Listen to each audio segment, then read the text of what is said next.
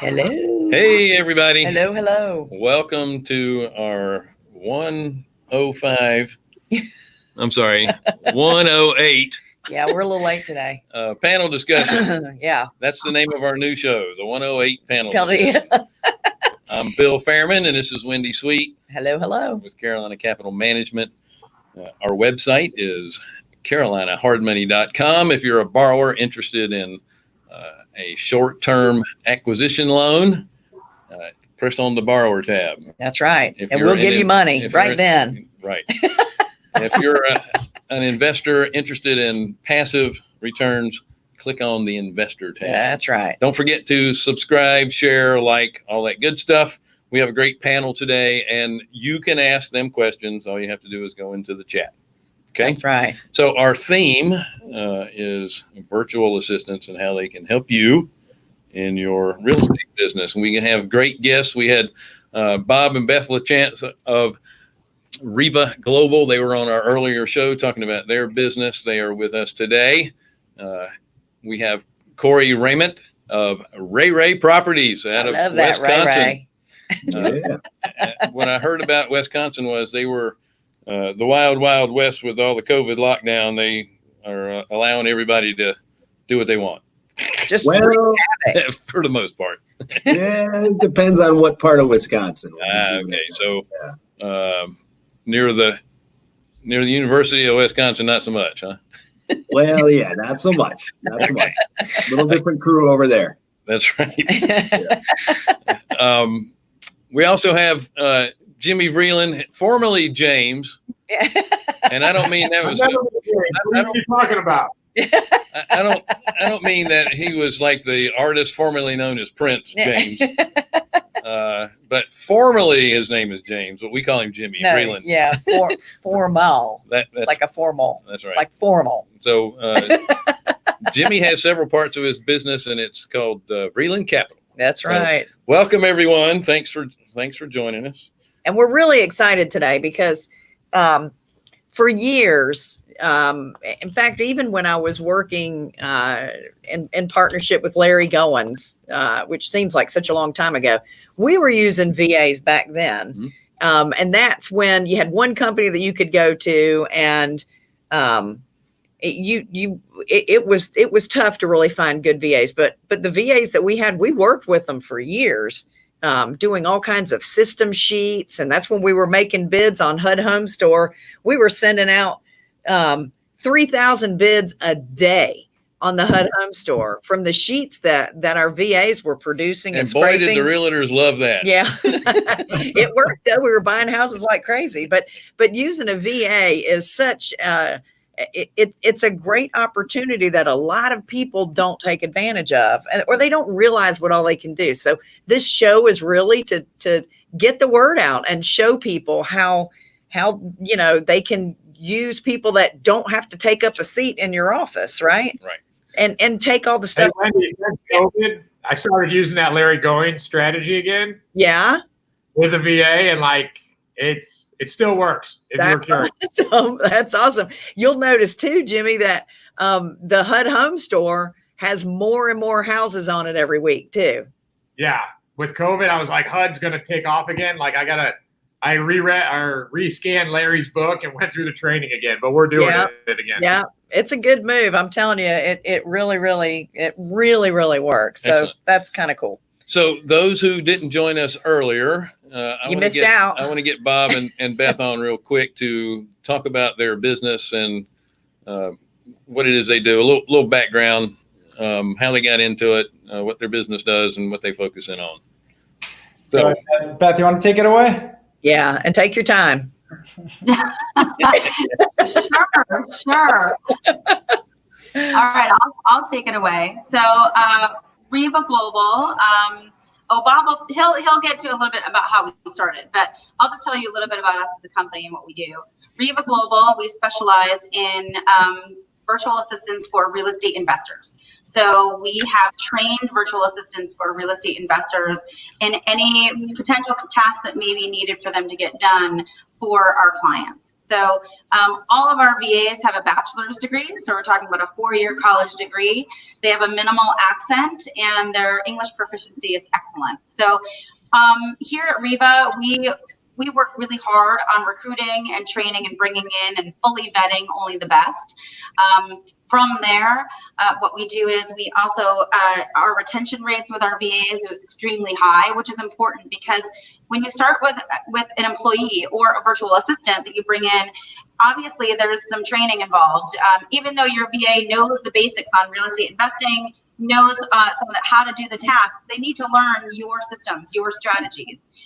So it's really important that we bring someone in that ultimately we have a great company that they'll work for so that they won't leave. So we wouldn't want to set people up with really good VAs and then the VAs leave because our retention is low. So our retention is very high because we pay competitively, and we also have a very robust benefits package, which includes health insurance for themselves and a dependent. We also offer accrued paid time off and a number of other really great parts of our benefits package. So that's a little bit about us, about who we have working for us, who we then can assign to our clients. But Bob, why don't you get into a little bit about how we started and why real estate specific with real estate investing VAs?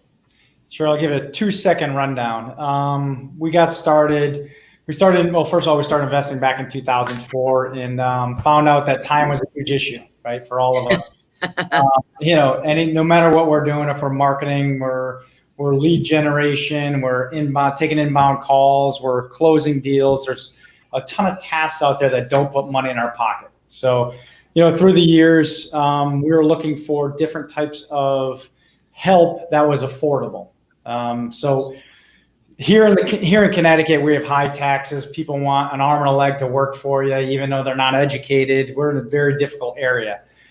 So we figured out, we got exposed to actually the virtual assistant world back in 2013. And a light bulb went on actually towards the end of 2013 to where, hey, you know what, we could start outsourcing this stuff to overseas. So we hired our first one in 2013, and then a big light bulb went off saying, hey, this is definitely a huge need in our real estate space, whether you're an agent, whether you're an investor, whether you're wholesale rehab or property manager. Virtual assistants can do any task within that kind of sphere of real estate professionals, you should say. So 2014, we launched our first company, and then we tested it for 2 years to make sure that it worked. And, fast forward today, we're 6 years, 5-6 years after that. And, now we're sitting here talking to you guys. That's awesome. Excellent. That is awesome. So I'm going to ask Corey this, if you don't mind. Corey, what type of real estate business are you in generally? Do you have one specific direction that you're going, or you have multiple streams? Yeah, we kind of want to hear your story, how you got started, where you're out of, all of that good stuff. Give us a background. How long we got? We've got an hour to kill, babe. Oh man! All right, here we go. So I'm based out of Green Bay, Wisconsin. We primarily focus on wholesaling as our main transactional income source. We tried flipping and realized we're terrible flippers, so we are much better at wholesaling. And then we do own rentals as well. So we have about 106 doors that we own, mostly multifamily, but some Airbnb and some other stuff. But we got started, we're pretty new, I guess, to the game, so to speak. We got started really in 2016, looking to do the BRRRR strategy, as many folks are aware of that strategy out there. And we just really wanted to buy and hold and eventually replace my income at my full-time job so I could leave and do real estate full-time. And we realized doing the rental thing pretty quickly that that was going to take a hell of a long time to get enough cash flow coming in, buying a couple duplexes or whatever, replace that income. And so we accidentally, flipped a 4-unit property. We were planning to keep it. And my wife at the time was doing our management. And, time as Bob mentioned earlier, time's scarce for everybody, and especially for us at the time. We were running a nonprofit that we started. We were working full time, or I was working full time. We had 2 kids at the time, and so she said, you know what, let's just try to sell this thing, and we did, and we netted like 25 grand, and I was like, huh. We just do a couple more of those a year. I can get on my deck a lot quicker. Let's go to flipping. So that's when we started flipping a lot of properties, and then that's when we realized we're really not good at flipping, and we didn't like how long it took. We did a couple wholesale deals, and we like the short track, get paid a lot quicker type of scenario. So now we have a good team. We have, I think, six people on our team in house, and then we have a VA thanks to Bob and Beth, and then we have another VA that kind of just came to us. Sorry, Bob and Beth, but not through your company. We sourced that one on our own, but we're very blessed, and we're continuing to grow, and we're adding another individual to the team here in the next couple of days. So it's been a lot of fun over the last couple of years. Awesome. Well, we have kind of a similar story on the wholesale part. It's okay. It's good because it's short term, and so we're in short term lending, and the great thing about short term lending is, time on markets change quickly. You're not, in a long-term contract, and you can change with the market. The downside to that is you have to constantly get new loans or new wholesale deals to keep that going. So it's always, at least you still have rentals as well to build that up. You need, alternative revenue streams. I think we were listening to Dan Kennedy a few weeks ago, and he said, income is fragile. And he couldn't be any more right than that, because it really is. Your income is fragile. You need to have multiple passive income streams to build wealth if you really want to feel comfortable in your financial freedom. Totally. Jimmy, last time we spent some time together, we were in Ensenada, Mexico. We were building houses that you and I would normally just park our lawnmowers in. But the looks on their faces when they got those things was just incredible. I came back a changed person. Yeah, for sure. It's amazing how the attitudes since COVID has changed so much. And I go back to our time in Mexico, and I'm thinking, wow, all we got to do is take these people that are complaining, move them over there for about a month, and they will love this place. So that said, tell me a little bit about your business and how you got started and the different avenues you're taking as well. Yeah, so I kind of have a similar story. I started buying real estate to get out of my corporate job, and then realized it was going to take forever, and I needed different streams of income. And so I already had property management because I had 100 rentals myself. So then we started a turnkey company. And then to feed the turnkey company, we had to start doing some wholesaling, marketing for deals. So our main business right now is turnkey flips, and then staying in and managing it for investors, and then some wholesaling on the side. And where are you out of? St. Louis, Missouri. Awesome. Is that your market that you're sticking with, or are you out in other areas too? No, we got enough bandwidth in St. Louis that we still got a lot of growth. So we're just staying here. That's awesome. You both said something I think is really important for people who are investing or thinking of getting to investing. You both said something really, really important, and it takes a long time. This is not a get rich quick scheme, is it? No, it's a wealth building scheme. Yeah, that's exactly right. And it takes a while. It's not going to happen overnight, right? I have turnkey owners, they want to reach out to me 90 days after owning a property and be like, it's not profitable yet. And I was just like, yeah, I know, dude. It's really 90 days and you're going to complain to me? Come talk to me in 3 years. Yeah. Or like when your tenant pays off your house in 15 years, like, what are you going to share with me? Oh, that's right, nothing. You're just going to be rich. Well, and the other thing too, and I think everybody is doing this, all three of you are, is having multiple streams of income. It's not just one thing, which is great because real estate's always changing and you always have to figure out, what's coming up next. And when you have multiple streams of income, one's going to carry the rest when they're not doing well and vice versa, right? Like I've been secure the whole COVID time and, never comfortable, but because of property management. Like we were like, we're still profitable as long as we collect 50% of the rent. So, and I almost gave up property management back in the day. So I was so glad, even though it's a grind and a pain, that we kept it. Good. Yeah, property management is a thankless job. The tenants hate you. The owners of the properties hate you. Yeah.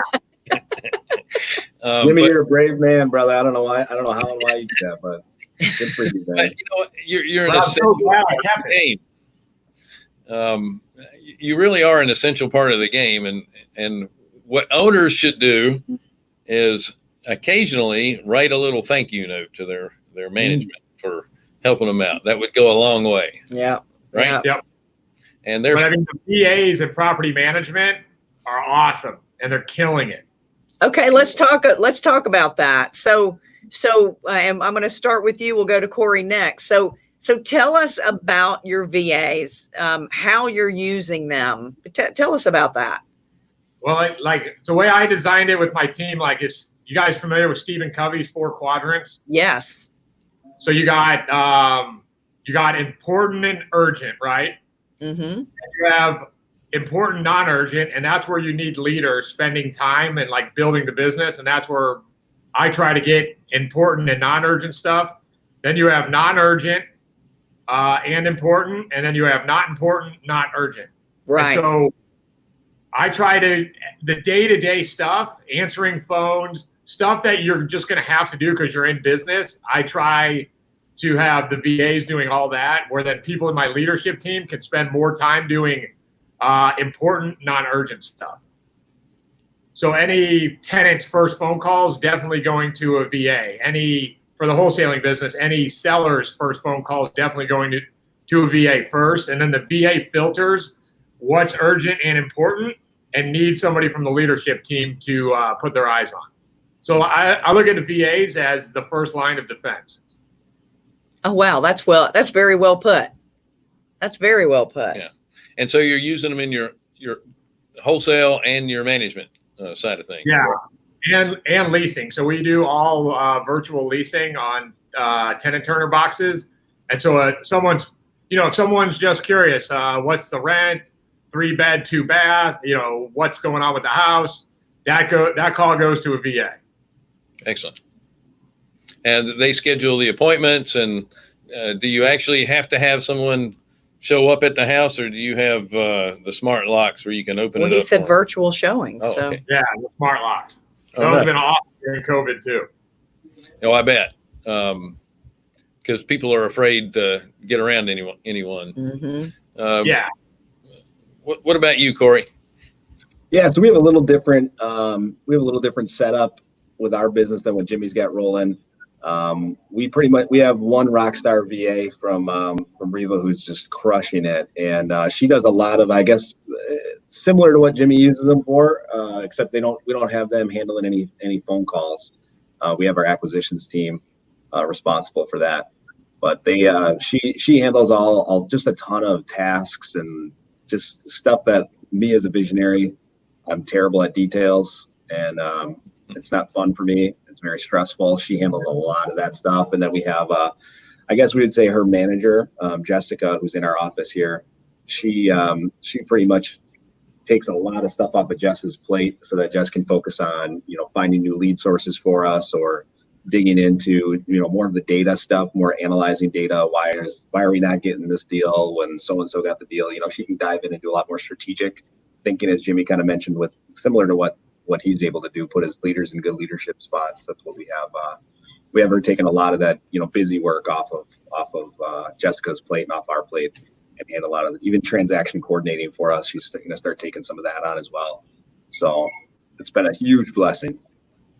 So let me ask you this. You said strategic thinking, and I know you were talking about the person in your office, but how do you feel that a virtual assistant can help you when you need an assistant that can think on their feet for stuff? How does that work for you? I mean, I can only speak from our experience with Rona, our VA, and all I can say is whenever we send her something, she's very good at being able to just like take it. We can train her once on it and she's got it. You know, maybe once in a while we got to go back to her and do it, but she's, as far as strategic goes, like we don't really have her doing anything, you know, vision of the company or anything like that. But I mean, she's very good at, it's not like we have to sit here and handhold her all day, or retrain her, or like it's basically teach it to her once. And sometimes we'll create a training video so she can go back and reference it on her own if need be. And then bam, she's off to the races and we don't have to worry about that task ever again. Awesome. How about you, Jimmy? Do you find that that your VAs are able to just think on their feet? Do you even have them coming up with some ideas to kind of help you in what you're doing, you know, kind of show you a different way of doing things?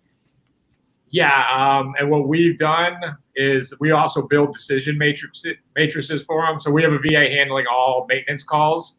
And so it's a flow chart of if this, then that. So we've been able to give very limited guidance and they can solve the problem. Nice. Awesome. But go ahead. I mean, Bob and I had this conversation. What was it? Probably the Christmas meeting, Bob? Yeah. Yep. My take on VAs is that when my business was a mess and I'm a mess and no systems, no procedures, no processes, and I'm like a little entitled, I want to be an entrepreneur type person, I hired a VA in this situation. And I was like, oh my God, they can't think. The ocean, it's too far away. The time zones, it just sucks, right? That was our exact conversation. Yeah. Well, like when I'm a little entitled as a business owner, VAs don't work. But like when you have systems, processes, procedures, and clear thinking, they are they give you so much leverage. It's incredible. Well, you know, businesses don't work unless there's processes and systems and procedures put in place. So really, I would think that poor dad when I started in real estate. Let me add to that too. It's funny because I remember this conversation. It's when we as business owners, our stuff is all over the place. A VA is not going to work, right? We have to make sure. And I always talk about, you know, when you hire someone, know what role you're filling. And that's when Jimmy and I had this conversation. He said, well, what do I start at first? We just had a really great kind of a brain dump. And one of the things that we realized is that let's start first with the role, and then we'll break down the tasks within that role. Then you put your virtual assistant inside the box that you want them to work in. And that's the best way to actually have them be successful for your business. So that's an easy way to put it. When you're a new business, you're just trying to get the paycheck at the end of the week, right? Mm-hmm. You're just a leaf kind of on the water being blown around by the wind. And then, you know, we all operate like that when we began. We got into EOS and it really just stuck the rudder to the ship, and you're able to figure out what the roles are and who's going to be in them, and then figure out the procedures and the accountables and all that stuff. So, yeah, it makes it a lot easier when people it's easier to follow directions when there's directions, right? Otherwise, you're just kind of wandering around out there in the forest. I did notice one thing that was, you know, kind of similar between both of you. You're in the Midwest and you're doing rental properties in the Midwest. That's a great place to be, by the way. You're not, especially on the rental stuff, you're not looking for appreciation, you're looking for cash flow. So you're in some great areas. You want to talk about your areas? I'll start with you, Jimmy. I've always felt St. Louis like my athletic career. It's exceptionally mediocre. It's not,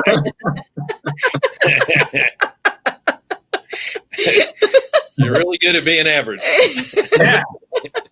But average is great because it doesn't fall in the crash, but it's not going to appreciate in the boom. That's right. But it's like, because people, like, you'll get these nerdy buyers like, well, tell me about the aggregates of St. Louis. Like, how do I know it's better than with Milwaukee? And I was like, I don't know, dude.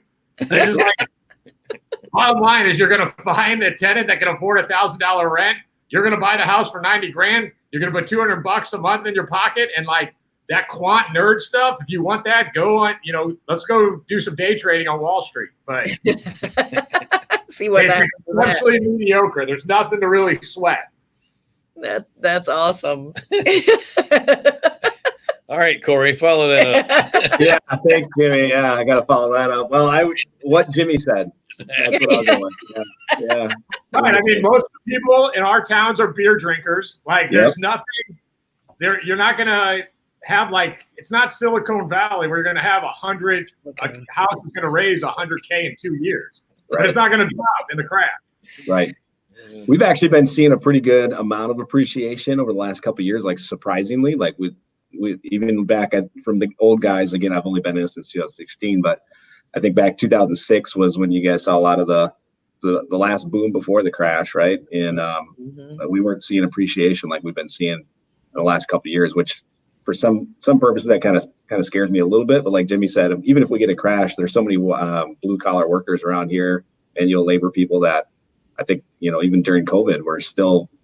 It was like nobody was not working around here. It was really interesting. There was a very small amount of people that, their job went away. It was more of the servers, bartenders, those types of people. And we do like to drink a lot of beer here in Wisconsin. So that did affect a lot of people. So that was like the majority of the people who were unemployed was bartenders. But everybody else was still working away. It was really interesting. Like my whole family, it didn't even affect us at all. Everybody was still employed. Nothing changed. And we just had kids. They just had kids at home, homeschooled. Yeah, that's the worst part, right? So Beth, Green Bay or St. Louis, we got to move. Yeah. Yeah. There you go. Or just buy some rentals here, Bob. Just buy some rentals here. Love it. That's similar to where we are too in the Carolinas and most of the Southeast, with maybe the exception of Atlanta. But we're kind of experienced the same thing. We're pretty vanilla as well. We don't really have that rise and fall that some of the rest of the country felt, but we've got a lot of banking and technology going on over here. So, yeah, and logistics is really big here as well. We have in the Charlotte market, we are 1 day's truck drive, and when I say 1 day, that's a team of truck drivers in one truck, so you can essentially drive it for 24 hours. We are within 51% of the U.S. population.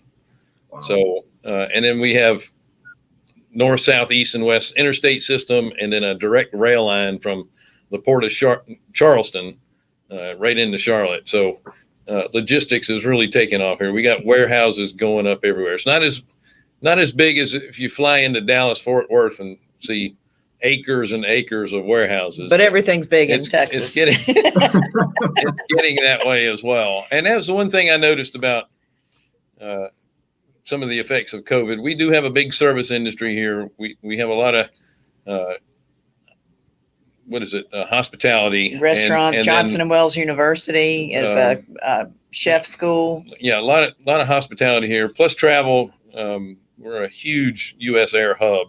So a lot of people lost their jobs there, but at the same time, Amazon and all the Walmart distribution centers were really picking up steam. So there was plenty of jobs.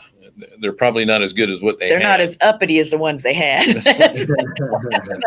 That's what it is. Let me ask you this, Beth. You mentioned the employee package that you're offering to your VAs, and you mentioned time off. And that made me think, what do you do when your VA is taken off and the company's, revolving around that VA? How do you handle that? Great question, Wendy. So what we do is, for example, if there's an unforeseen absence, meaning someone is out sick for a day. We offer, so the client service manager, first of all, the VA is to notify us and the client at least 1 hour before their shift is to start. And so what we do is we offer a replacement VA for that day. So for example, someone like Jimmy with property management, there's still phone calls consistently coming in. So we can offer a replacement VA to be able to log in, accept those phone calls coming in, and follow the basics of at least being able to triage for that one day. So that's how we're able to manage some of the absences for companies that they heavily rely on their VA to take in calls that may be emergent or urgent phone calls coming in. So that's that piece. If the VA, for example, has a scheduled vacation or is taking a day off for a birthday or whatever it may be, right? They have to give in a certain amount of notice. So 1 month before, no less than 2 weeks before, they have to notify us. We have a conversation with the client, and then we will make arrangements either for the VA to make up their time, or if the client agrees, yes, of course, they can take the day off or take those 2 days off, that's fine, without a replacement VA being brought in. So that's how we're able to manage that.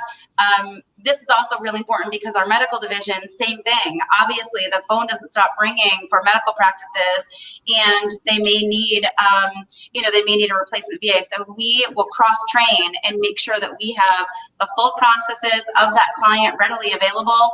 We'll have the login information so that a VA can immediately make an impact for that day to cover for the one that is out sick. Awesome. Yeah. Awesome. We've got a comment from a dear friend of mine who's a real estate agent, and he's, of course, says the VA strategy is brilliant, which it is. So you have a niche for the real estate department or the real estate market. How can you help real estate agents? What are some of the things that you see your VAs covering for people who are just agents? Great, thanks. Bob, do you want to take that? This one is really in your wheelhouse, especially lately.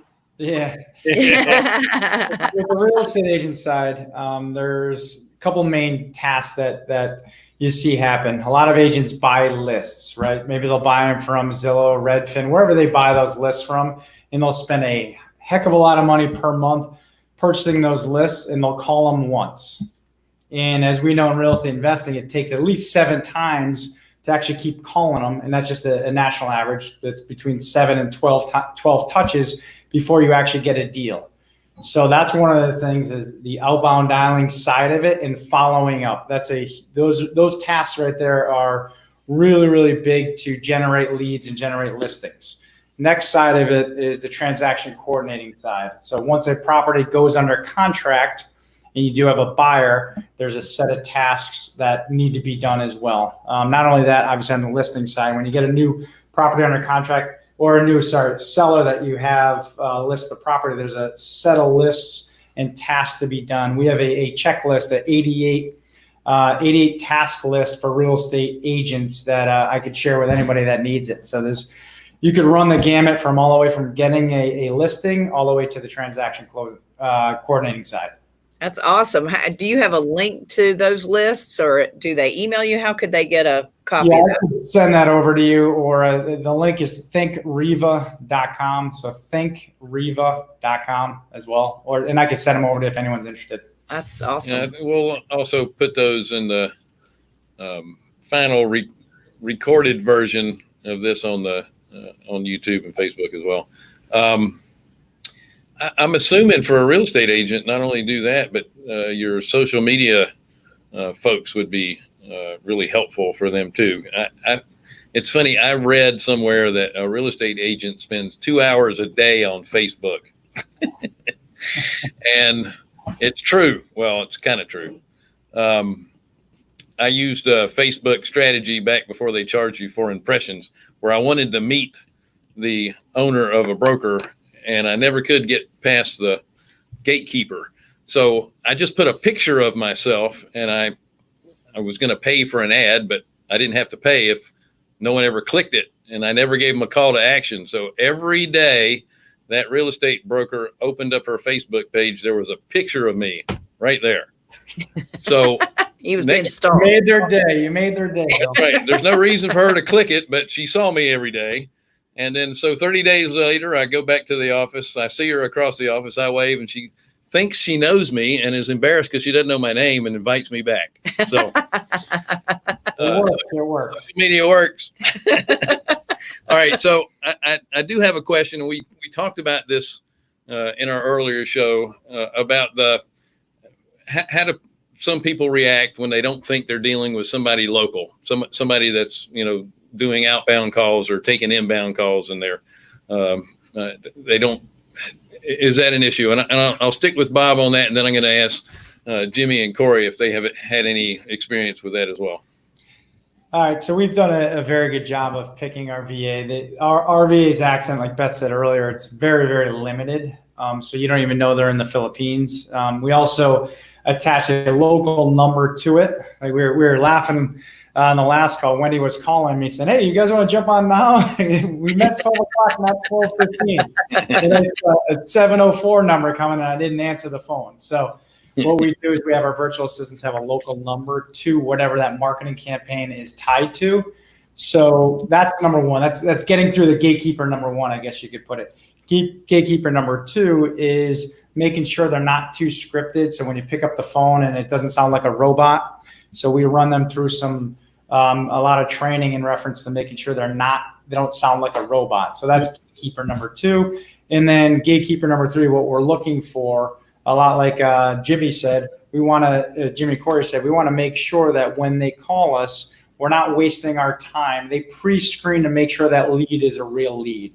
So they gauge motivation. If they say yes, boom, they send it off to us in our office on our acquisition side to then turn that into a sales call and see if they're interested in either selling retail, listing. Is it a potential buy and hold, or is it a potential rehab property for us to buy at a little bit of a discount? Gotcha. Excellent. Jimmy, have you had any feedback from any of your customers on, hey, I'm calling a call center? If I were to not have the Zoom video on, you couldn't tell any of our VAs are from the Philippines. Wow. Nice. All right. Excellent. Like, how about you, Corey? Yeah, that makes it so easy. Yeah, for us, we probably had a little bit of a different experience, and I don't know if it's our local market or if it's more mentally in our head. But we've tried to use a couple of different VAs from different companies for outbound calling or inbound calling, and we've just found like people in our area are like so old school, and a lot of our folks they can pick up on it right away. We got the if you don't have that talk, you're not. Hey, there's no Filipino. It's got a Yeah. Hey, actually, it was really funny. So before when we started working with Bob and Beth, I'll never forget this. We were interviewing because originally our goal was to have someone doing outbound calls, and we were going to go. That's what we thought we wanted the VA for originally. And so our interview, I'll never forget this. One of my questions to them was if they've ever seen the movie Fargo, and inevitably none of them had seen it. And I said, all right, well, that's part of your training. If you get hired, you have to watch Fargo, and you have to try to mimic that accent. But we ended up going a different direction with what we wanted our VA to be doing, and put our VA more on the admin side. But yeah, we've tried it here. We've seen our street names are so messed up, and like if you don't pronounce Alloway the correct way, like if you would think how it sounds, you read it, you have no idea, and they instantly pick up on certain little cues like that. Like all of our town names are all messed up and hard to pronounce if you're not from here. So there's something in our market that we found it works really well for us, is our acquisitions guys are just responsible for doing their own phone calls and taking their own inbound and outbound calls, and it works really well. And they're instantly building a lot of credibility. We have some people in our market that are using virtual assistants, and we feel pretty strongly that we outdo them every single time. And I think it does help a lot that we have just local people, boots on the ground here in our market. But I know tons of other people in other markets. It works great. It's a great strategy, like Jimmy was saying. So what you're saying is you need a more diversified local population to utilize that. Very Caucasian and Canadian sounding here, yeah. That's what happens when you have all those Scandinavians found your area. Right. Absolutely.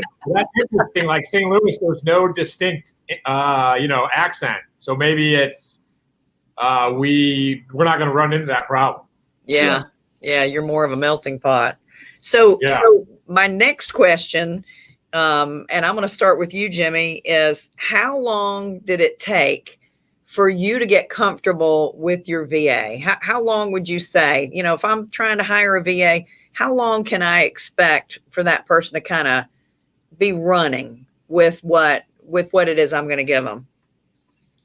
I think that's dependent on like your business. Like, so when we hire a VA, they have a full job description. We run on Process Street.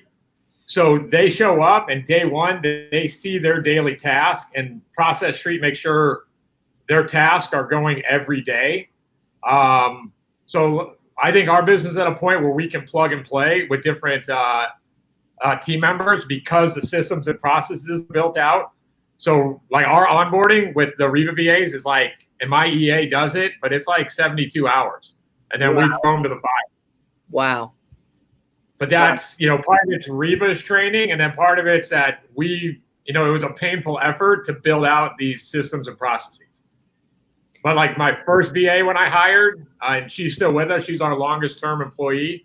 It was like a month, but that was just because we suck so much.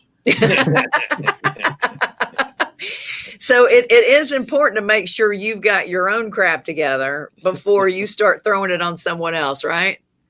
I legitimately, when we're trying a new system or a new process, I like to test it with a VA to see if it's any good. Huh. And to me, the test is it really a good system and process that it's simple enough that someone working in a different country can do it. That's a great measurement. Absolutely. Go ahead. I think interested in VAs, it's like it's an ultimate test of testing yourself and your business. Like, can I make a process well enough that it's really interchangeable and I can plug and play? That's awesome. How about you, Corey? How long is it taking you to get a VA up and running? Exactly what Jimmy said there. I think it's, working with the fact that Riva trains their VAs is super helpful, because when you get them, they're already, pretty much ready to rock and roll and just plug into your systems. But as we've all kind of talked about on this podcast here, if you don't have systems or directions, as Billy said, they don't know what to do. So when we first were getting rolling with our first VA before we even knew Riva existed, we didn't have really any, like, we were trying to get them to create the systems and the processes as we would task them with things. And that, as you can imagine, did not go well. And so we had to get our crap together and document a lot of our processes and what we needed them to do and the way that we expected it done. And then it's very easy at that point. If you have that stuff, it's a lot of legwork up front, maybe before you even engage and get a VA. It might be an idea to document what you're going to expect them to do. And then we found being able to just plug them in. And like Jimmy said, we don't use Process Street or anything like that, but we have our stuff documented, and they know if we want them to do a certain task, they go into the folder and they have all the instructions and do videos and screen recordings and all that kind of stuff. So they know how to do it. And it's pretty easy.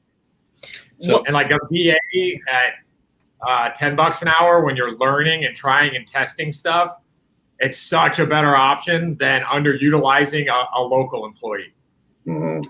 Yeah, that makes good sense. And for those in the audience, it's so easy to document on video a task. All you have to do is a screenshot video with you narrating what it is you're doing.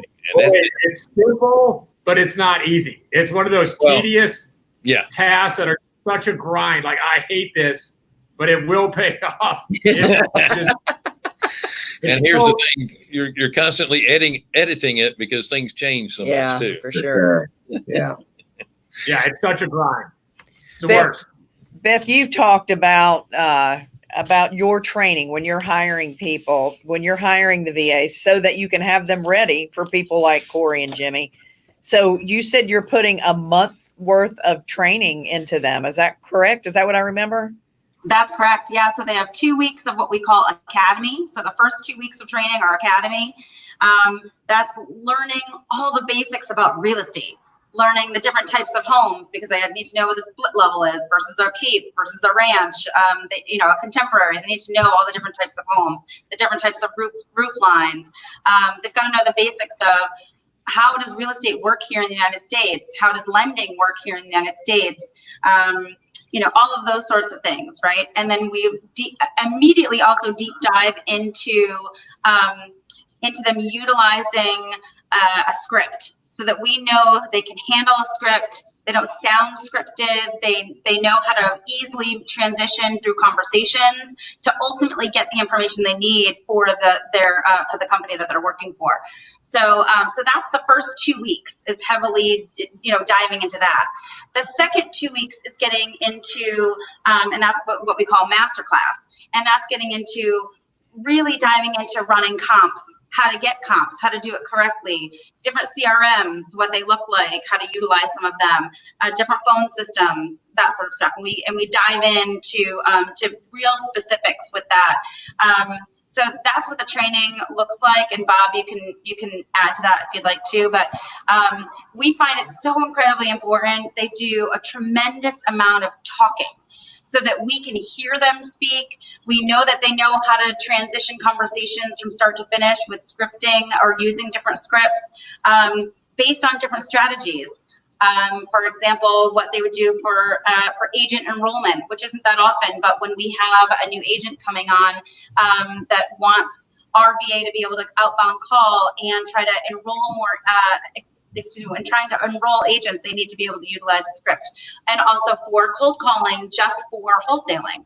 So we give them a script and have them work their way through those. And we're tough on them. Our trainers are really, really tough on them on some of the calls, so that they kind of get the feeling of what it feels like when they're calling someone that isn't nice. Right, and trying to maneuver through a conversation so that they learn how to work their way through being flustered, and that they don't give up. Because then in the end, some of those calls that are really, really hard, some of the people that we outbound call, they are not nice when they first start. But by the end of the call, if we persevere, we push through the conversation, by the end of the call, they might be open to an offer.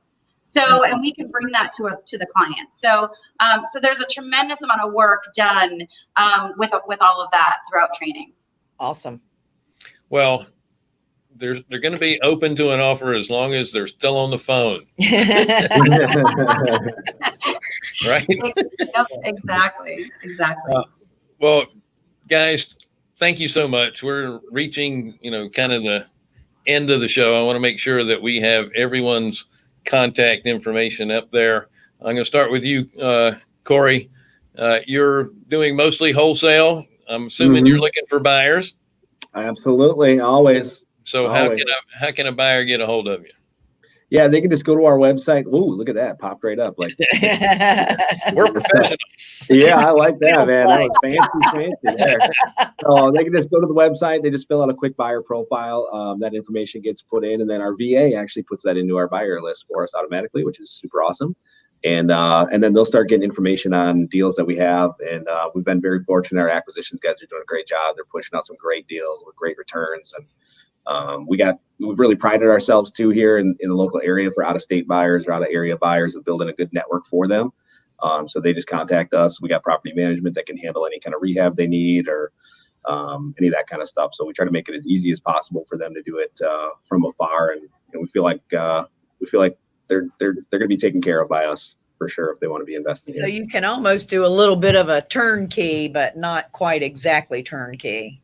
Right. We're really big. Like we just did an event teaching low and no money down real estate investing, and we're really big on those strategies. Which most of the time you're going to need some kind of rehab into those deals if you're gonna try to get into them with low or no money down. There's usually going to be some repairs that are needed in order to have that equity in them, and but we have the teams here and lenders and all that sort of stuff to connect people to if they're interested in investing in this area. And for our audio people, that was your website is WisconsinDiscountProperties.com, right? Yep. Gotcha. You got it. Gotcha. Excellent. Jimmy, so you have property management, you do turnkey rentals, and you do a little bit of wholesale. So you're looking for And he teaches baseball on the side. That's right. And he teaches how to be an average baseball player. So I'm an American. I'm a salesman. So if he wants it, I'll sell it to him. So they can reach you at vreeland-capital.com, correct? For any of those services? Check out cashflowtactics.com, and it does the education, because buying real estate without the financial education behind you, it's like letting a kid run with scissors. And what's the name of that again? Cashflowtactics.com? Yeah, cashflowtactics.com. Awesome. Excellent. Thank you, sir. I guess I'm going to let Beth do this because I know Bob's long-winded. So we love you, Bob. Anyone that's interested in checking out getting virtual assistants in their business, and at least just run it by them and see if it would be a good fit for your business, right? Mm-hmm. So rivaglobal.com, correct? That's correct. That's it. Yes. Thank you so much. Awesome. Thank you guys for having us on. This Can is I really give fun. Riva one last plug? I'm sorry? I'm sorry, Beth. Go Can I ahead. give Riva Go ahead. one last plug? Sure. Absolutely. All right, so like the people you guys are getting for us, it's like they're so hardworking, like they're excited to work, they want to work, and then me as the business owner, like I love getting on the calls with them because it's a good energy feeling. Like you're not having, when somebody's on your team and wants to be there and wants to win, it just makes owning the business and playing the game more fun. That's awesome. So I don't know how you scream for motivation, but whatever you're doing, keep doing it. Nice. Well, when they're excited about getting beat up because they're in the property management game, that's even better.